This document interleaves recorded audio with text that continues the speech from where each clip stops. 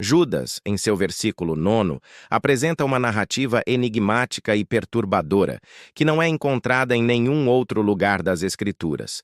Ali se lê que o arcanjo Miguel disputou com Satanás acerca do corpo de Moisés.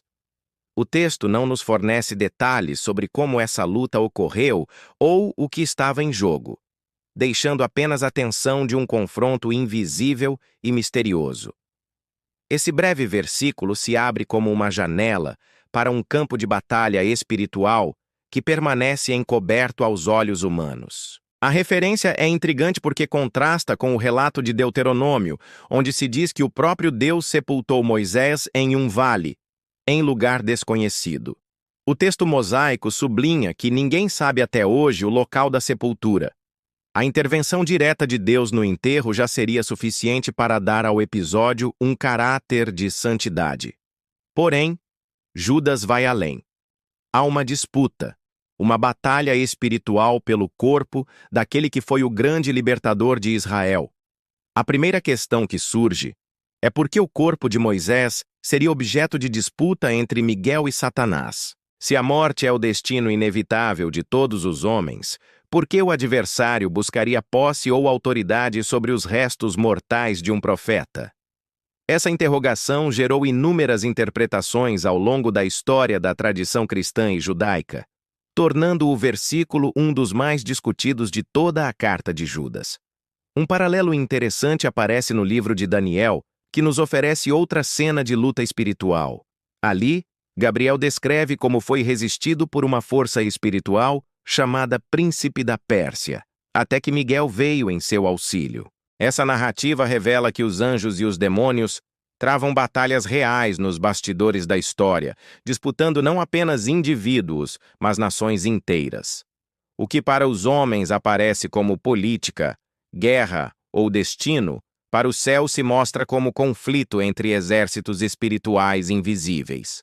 A menção de Judas, portanto, se alinha a essa concepção apocalíptica de que o mundo visível é apenas reflexo de uma luta invisível muito maior. Quando o texto nos fala da disputa pelo corpo de Moisés, abre-se um mistério. Não sabemos se se tratava da tentativa de Satanás de profanar o corpo, de impedir sua entrada na vida eterna, ou de transformar os restos mortais em objeto de idolatria entre o povo. Alguns teólogos interpretaram que Satanás, o acusador, queria impedir a glorificação de Moisés apontando seus pecados.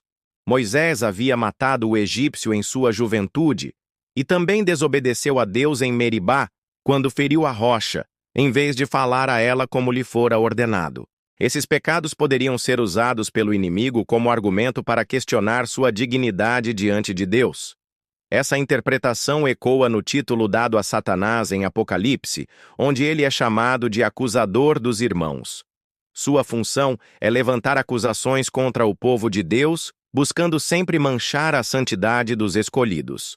Na lógica dessa batalha espiritual, Satanás poderia ter tentado impedir que Moisés participasse da vida eterna, argumentando contra sua pureza. Outros estudiosos, no entanto, sugerem que a disputa não se referia à alma ou à salvação de Moisés, mas sim ao destino de seu corpo. Talvez Satanás quisesse revelar a sepultura ao povo de Israel, sabendo que eles poderiam transformá-la em local de idolatria. Como líder e libertador, Moisés era figura venerada. Um túmulo conhecido poderia se tornar centro de culto indevido, desviando o povo da adoração exclusiva a Deus. Há ainda quem identifique nesse relato uma conexão com Zacarias, onde Satanás aparece acusando o sumo sacerdote Josué diante do anjo do Senhor. Ali também se escuta a frase: "O Senhor te repreenda, ó Satanás", a mesma utilizada por Miguel em Judas. Porém, as semelhanças param por aí. Zacarias não menciona Miguel, nem corpo algum, muito menos Moisés. O paralelo, embora sugestivo, não resolve a questão. Outro caminho seguido pela tradição patrística é o testemunho de Orígenes. Esse teólogo do século III menciona a existência de um livro apócrifo chamado A Assunção de Moisés, no qual estaria registrada a narrativa da disputa pelo corpo do profeta. Esse escrito, hoje perdido, parece ter circulado em comunidades judaicas helenizadas e teria servido como fonte para a breve alusão de Judas. Seja como for, a epístola não apresenta a história como metáfora, mas como fato. Judas cita o episódio com a mesma naturalidade que falaria de outros acontecimentos do Antigo Testamento. Ele não parece interessado em discutir a veracidade, mas em extrair uma lição espiritual. Para ele, a autoridade do relato já é suficiente para fundamentar sua exortação contra os falsos mestres. A questão que se impõe, então, é se essa história deve ser considerada verdadeira. A tradição cristã, ao longo dos séculos, sustentou que, se está nas Escrituras, sua inspiração e veracidade são garantidas. Mesmo que não compreendamos todos os detalhes, a referência possui autoridade divina. Portanto, negar sua realidade seria negar a própria inerrância da Escritura. É aqui que entra o ponto central. As Escrituras são perfeitas, mas nossa compreensão delas é limitada. O mistério da disputa pelo corpo de Moisés nos coloca diante da grandeza da revelação divina e de nossa pequenez diante do que não podemos explicar. O papel do crente não é especular além da medida, mas acolher com reverência e humildade aquilo que Deus decidiu nos revelar, mesmo que seja apenas em fragmentos. Além disso, o texto nos ensina algo profundo sobre como enfrentar as forças espirituais do mal. Miguel, sendo um arcanjo poderoso, não se dirige a Satanás com insultos ou maldições pessoais. Ele simplesmente declara: "O Senhor te repreenda." Esse detalhe é de enorme importância para a espiritualidade cristã. O exemplo de Miguel mostra que nem mesmo os anjos confiam em sua própria força ao confrontar o inimigo. Eles se submetem à autoridade maior de Deus. Se Miguel, príncipe dos exércitos celestiais, deixou que o próprio Senhor lidasse com Satanás, quanto mais os seres humanos devem reconhecer sua incapacidade e buscar refúgio unicamente em Deus. Isso contrasta fortemente com práticas populares em que alguns tentam enfrentar demônios por conta própria, proferindo ordens e maldições em nome próprio. O texto de Judas é um chamado à prudência e à humildade. A batalha espiritual não se vence por bravata humana, mas pela autoridade divina. O poder não está no homem, nem mesmo em um anjo, mas no Senhor, que governa sobre tudo. A narrativa também ressalta o papel de Miguel como defensor do povo de Deus. Ele aparece em Daniel como protetor das nações e guardião de Israel. Em Apocalipse, lidera os exércitos celestiais contra o dragão. Em Judas, luta pela dignidade de Moisés. Em todas essas passagens, Miguel é figura de resistência e fidelidade, símbolo do combate constante contra as forças que buscam corromper e destruir. Esse tema da disputa pelo corpo nos remete ainda ao valor do corpo humano diante de Deus.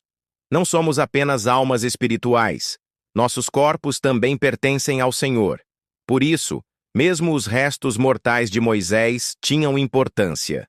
A disputa pelo corpo é, em certo sentido, um lembrete de que a redenção em Cristo envolve corpo e alma. A ressurreição final não será apenas espiritual, mas corporal.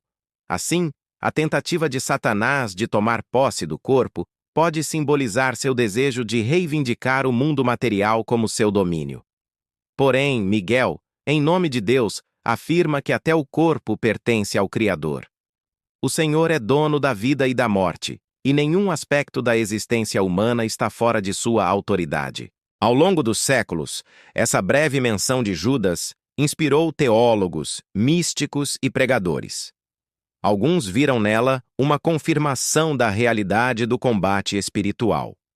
Outros enxergaram um chamado à vigilância contra a idolatria. Outros ainda a interpretaram como metáfora da luta pela fidelidade de Israel. Mas todos concordaram que a passagem aponta para a soberania de Deus sobre toda disputa, visível ou invisível. A mensagem prática é clara. Os cristãos não devem confiar em suas próprias forças para enfrentar Satanás. Devem, como Miguel, recorrer ao poder e à autoridade do Senhor. A batalha espiritual é real, mas a vitória pertence a Deus. Por isso, Judas 9 não é apenas uma curiosidade obscura das Escrituras. Ele é um ensinamento vivo sobre humildade, submissão e fé. Ao recordar a luta entre Miguel e o diabo, somos lembrados de que nossa segurança está em nos abrigar sob a sombra do Onipotente.